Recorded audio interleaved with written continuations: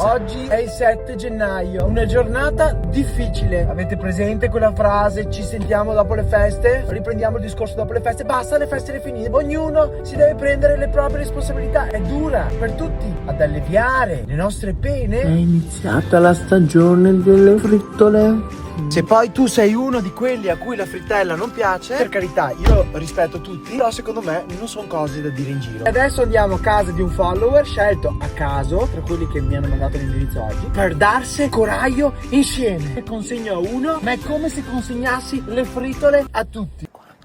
Veronica, ho portato le frittole. Ne ho prese 4, ma una l'ha già mangiata qualcuno che è qui davanti a noi. Ah no, tu non te l'aspettavi, la tua? Qualcuno ieri ha vinto alla Lotteria Italia 5 milioni. Te oggi hai vinto le frittelle per ricominciare alla grande. Tu stai rappresentando tutto il mio seguito in questo momento, Quanto è buona.